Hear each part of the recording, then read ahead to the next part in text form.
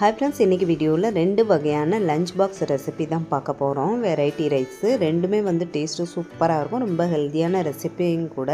இப்போ வாங்க first rice எப்படி பண்ணுறதுன்னு பார்த்துடலாம். இதுக்கு கொஞ்சமாக எண்ணெய் சேர்த்துருக்கேன். எண்ணெய் நல்லா சூடானதும் கொஞ்சம் கடுகு போட்டு நல்லா பொரிஞ்சதுக்கப்புறம் ஒரு ஸ்பூன் உளுந்து, ஒரு ஸ்பூனு கடலைப்பருப்பு சேர்த்துருக்கேன். இது கூடவே ஒரு கைப்பிடி அளவு வேர்க்கடலை, பச்சை வேர்க்கடலை தான் சேர்த்துருக்கேன்.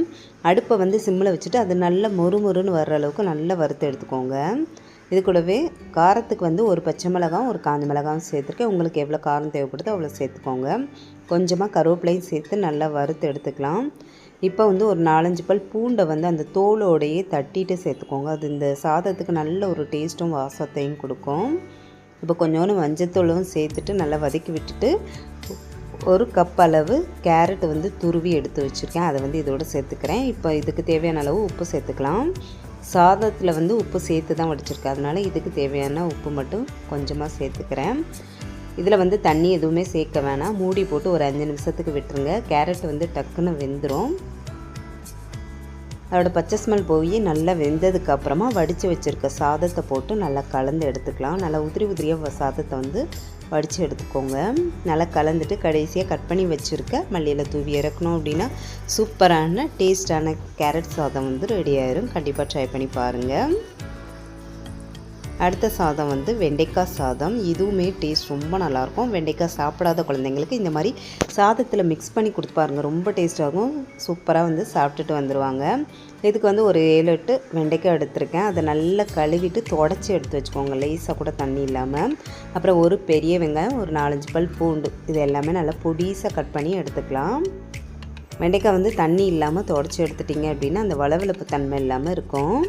இப்போ எல்லாமே கட் பண்ணி எடுத்தாச்சு. இதுக்கு வந்து கடாயில் கொஞ்சமாக எண்ணெய் சேர்த்துருக்கேன். எண்ணெய் நல்லா சூடானது கொஞ்சோண்டு கடுகு போட்டு அது நல்லா பொரிஞ்சதும் ஒரு ஸ்பூன் அளவு உளுந்து சேர்த்துக்கிறேன்.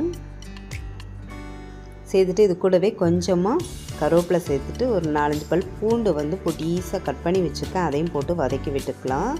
இப்போ வந்து கட் பண்ணி வச்சுருக்க வெங்காயம் அதையும் போட்டு வதக்கி விட்டுடலாம். இதுக்கு வந்து வெங்காயம் நீளமாக கட் பண்ணி எடுத்துக்கோங்க. வெங்காயம் லைட்டாக வதங்கினதுக்கப்புறம் கட் பண்ணி வச்சுருக்கேன் வெண்டைக்காவை வந்து இதோடு சேர்த்துக்கலாம். சேர்த்துட்டு நல்லா மிக்ஸ் பண்ணி விட்டுருங்க. இப்போ இதுக்கு தேவையான அளவு உப்பு சேர்த்துக்கலாம். இதுலேயும் வந்து வேர்க்கடலை அப்படி இல்லைன்னா முந்திரி பருப்பு வேணும்னா கூட சேர்த்துக்கலாம். விருப்பப்பட்டீங்க அப்படின்னா அதை வந்து சேர்த்துக்கலாம்.